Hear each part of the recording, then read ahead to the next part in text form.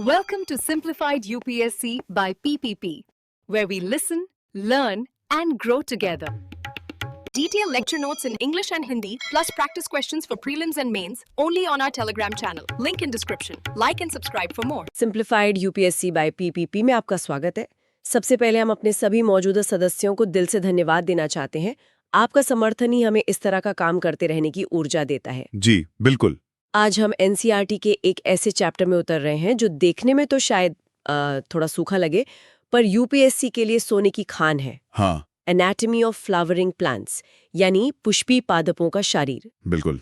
आज का हमारा मिशन साफ है, इस चैप्टर का पोस्टमार्टम करना और वो की पॉइंट्स निकालना जो सीधे सीधे प्रीलिम्स के फैक्ट्स और मेंस के कॉन्सेप्ट से जुड़ते हैं। हाँ, हम सिर्फ क्या है नहीं समझेंगे, बल्कि क्यों जरूरी है और यूपीएससी इस पर सवाल कैसे बना सकता है ये भी देखेंगे। तो चलिए एक पौधे के अंदर का सफर करते हैं।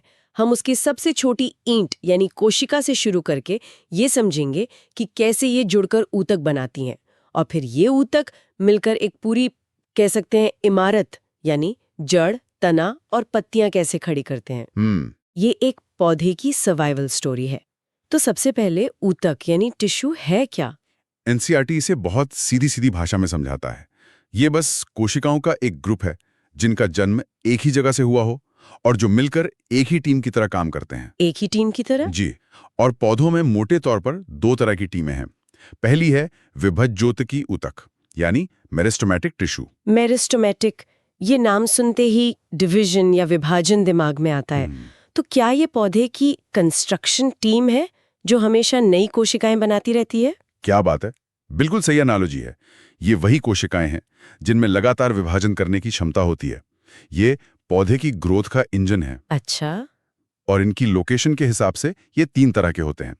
पहला है शीर्षस्थ यानी एपिकल, जो जड़ और तने की नोक पर होता है। मतलब ये पौधे की लंबाई बढ़ाने के लिए जिम्मेदार है, जिसे प्राइमरी ग्रोथ कहते हैं। एकदम सही। दूसरा है पार्श्वीय यानी लैटरल, जो पौधे की मोटाई या परिधि बढ़ाता है। मोटाई? हाँ, इसे द्वितीयक वृद्धि या सेकेंडरी ग्रोथ कहते हैं। जब हम किसी पेड़ के मोटे तने को देखते हैं तो वो इसी ऊतक का कमाल है। वैस्कुलर कैम्बियम और कॉर्क कैम्बियम इसके क्लासिक उदाहरण है। और तीसरा है अंतर्वेशी, इंटरकैलरी। ये कहाँ काम आता है? ये भी लंबाई बढ़ाने में ही मदद करता है, लेकिन इसकी लोकेशन दिलचस्प है। ये घास जैसे पौधों में ज्यादा मिलता है। अच्छा। जब कोई जानवर घास का ऊपरी हिस्सा खा जाता है तो यही अंतर्वेशी ऊतक उसे फिर से तेजी से बढ़ने में मदद करता है। ये पौधे का एक तरह का बैकअप ग्रोथ सिस्टम है। वाह, तो ये तो हुई वो कोशिकाएं जो पौधे की कंस्ट्रक्शन टीम है ना?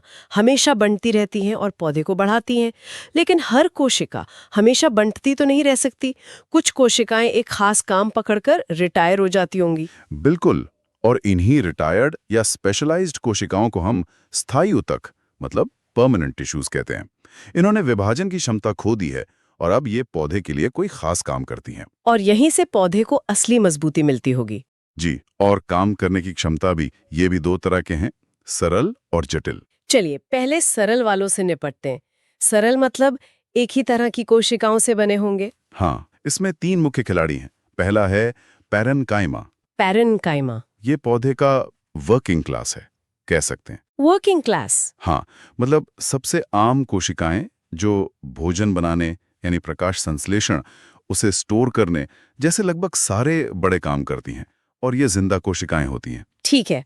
और दूसरा है कोलेनकाइमा। कोलेनकाइमा, ये पौधे को मैकेनिकल सपोर्ट देता है, लेकिन एक फ्लेक्सिबिलिटी के साथ। फ्लेक्सिबिलिटी के साथ? कैसे? जैसे किसी नई बिल्डिंग में बांस की बल्लियां लगाई जाती हैं जो थोड़ी हिल सकती हैं ताकि तेज हवा में पौधा टूटे नहीं, बस झुक जाए।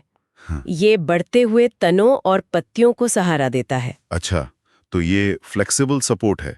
तो फिर स्क्लेरेन्काइमा क्या है? स्क्लेरेन्काइमा ये पौधे का बाहुबली है, एकदम मजबूत, कठोर, पर जिंदा नहीं। अच्छा, ये मृत कोशिकाएं हैं। हाँ, इसकी कोशिकाएं लिग्निन की मोटी दीवार की वजह से सख्त होती हैं और परिपक्व होने पर मृत हो जाती हैं।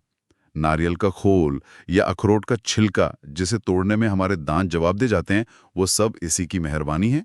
कमाल है। मतलब पौधे के पास फ्लेक्सिबल सपोर्ट और रिजिड सपोर्ट दोनों के लिए अलग अलग सिस्टम है। अब आते हैं उस हिस्से पर जहां से कहानी और भी दिलचस्प हो जाती है। जटिल ऊतक, कॉम्प्लेक्स टिश्यू। और जहां से यूपीएससी को सवाल पूछना बहुत पसंद है। जटिल ऊतक मतलब एक से ज्यादा तरह की कोशिकाएं मिलकर एक टीम की तरह काम कर रही हैं। पौधों में ये दो हैं, जाइलम और फ्लोएम। जाइलम और फ्लोएम, पौधे का ट्रांसपोर्टेशन सिस्टम। बिल्कुल। जाइलम यानी जल, ये तो नाम से ही पता चल रहा है कि ये पानी ट्रांसपोर्ट करता होगा। हाँ, इसका मुख्य काम जड़ों से पानी और मिनरल्स को खींचकर पौधे के बाकी हिस्सों, खासकर पत्तियों तक पहुंचाना है। लेकिन इसे सिर्फ एक पानी के पाइप की तरह मत देखिए। तो फिर? ये एक पूरा प्लम्बिंग सिस्टम है। इसमें 4 अलग-अलग कंपोनेंट्स हैं। 4 कंपोनेंट्स। अगर इसे प्लम्बिंग सिस्टम की तरह सोचें तो ये क्या हुए? बहुत अच्छा सवाल।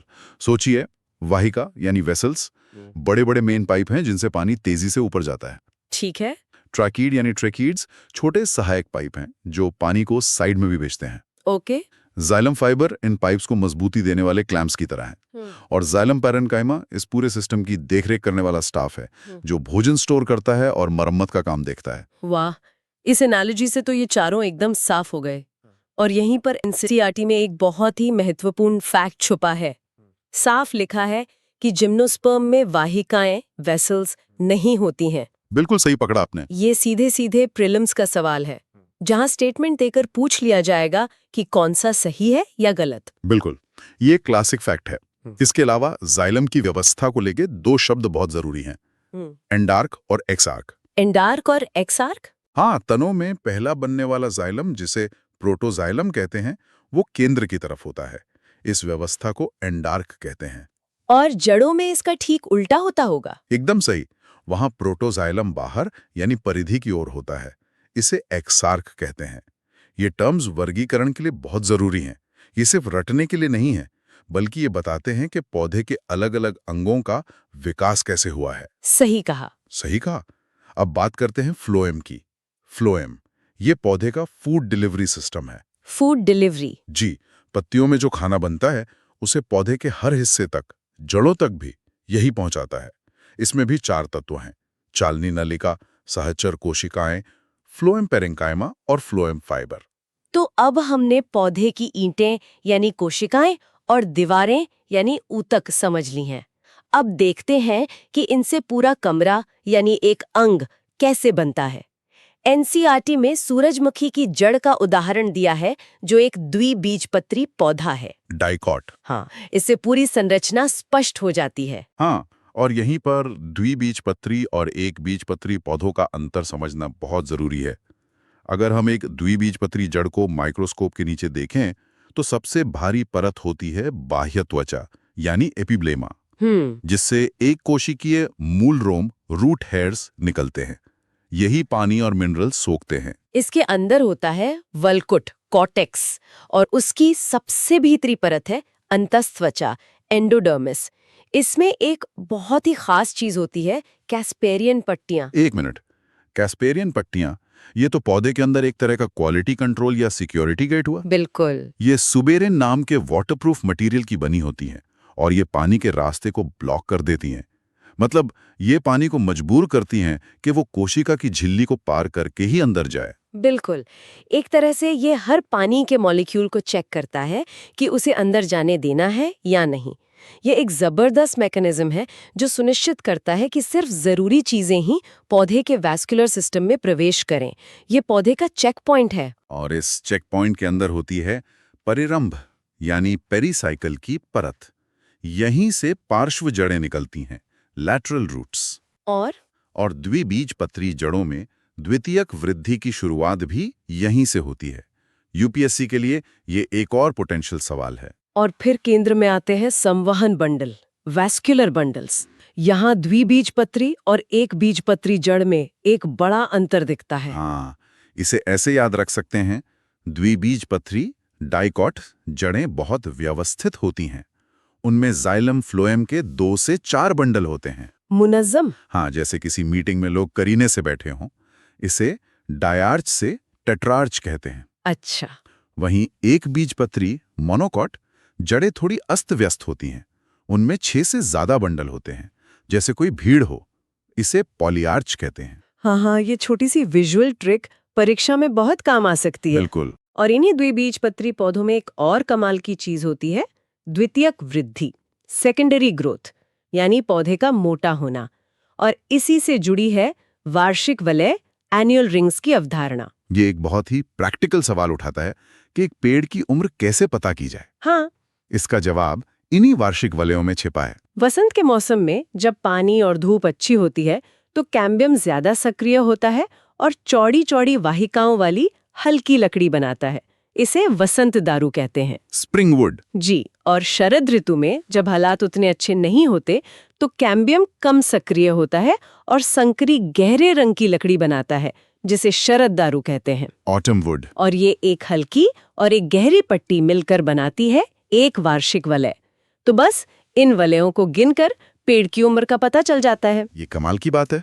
मतलब पेड़ अपने अंदर मौसम का इतिहास लिखकर रखता है। हाँ, अगर किसी साल सूखा पड़ा तो वलय पतला होगा, अच्छी बारिश हुई तो चौड़ा। सही। वैज्ञानिक हजारों साल पुराने लकड़ी के टुकड़ों से उस दौर के मौसम का पता लगा लेते हैं। ये पौधे की एनाटॉमी नहीं, बल्कि एक टाइम मशीन है। बिल्कुल। इस विज्ञान को डेंड्रोक्रोनोलॉजी कहते हैं। ये दिखाता है कि कैसे एनसीईआरटी की एक छोटी सी जानकारी जलवायु परिवर्तन, पर्यावरण और इतिहास जैसे कई विषयों को आपस में जोड़ती है। तो आज की चर्चा का सार ये है कि पौधों की आंतरिक संरचना सिर्फ रटने वाले मुश्किल शब्दों का खेल नहीं है। ये असल में पौधे की सर्वाइवल इंजीनियरिंग को समझने जैसा है। हाँ। हर एक ऊतक, हर एक कोशिका की व्यवस्था का एक कारण है। पौधे को जिंदा रखना, उसे बढ़ाना और उसे पर्यावरण के अनुकूल ढालना। बिल्कुल। और यूपीएससी के नजरिए से देखें तो इन कॉन्सेप्ट्स को बड़े मुद्दों से जोड़ना जरूरी है। जाइलम फ्लोएम की समझ हमें बताती है कि फसलें पोषक तत्वों का परिवहन कैसे करती हैं। अच्छा। इससे हम सिंचाई और उर्वरक प्रबंधन को बेहतर बना सकते हैं। सेकेंडरी ग्रोथ की समझ हमें वानिकी, फॉरेस्ट्री और कार्बन सिक्वेस्ट्रेशन को समझने में मदद करती है। आज के लिए एक अंतिम विचार। हमने पढ़ा कि आंतरिक संरचनाएं अलग-अलग वातावरण के लिए अनुकूलन दिखाती हैं। तो एक रेगिस्तानी पौधे जैसे कैक्टस और एक मैंग्रोव में उगने वाले पौधे जो खारे पानी में रहता है कि आंतरिक संरचना में किस तरह के अनोखे बदलावों की उम्मीद की जा सकती है। यह सोचने लायक सवाल है। ये एक बेहतरीन सवाल है, इस पे जरूर सोचना चाहिए। और अंत में हम अपने सभी श्रोताओं को simplified UPSC by PPP channel को सब्सक्राइब करने और हमें समर्थन देने के लिए मेंबरशिप ज्वाइन करने के लिए प्रोत्साहित करते हैं। आपके सहयोग से ही हम ये महत्वपूर्ण कार्य जारी रख सकते हैं। Thanks for watching. Follow us on Telegram and Instagram. Don't forget to like, share, and subscribe.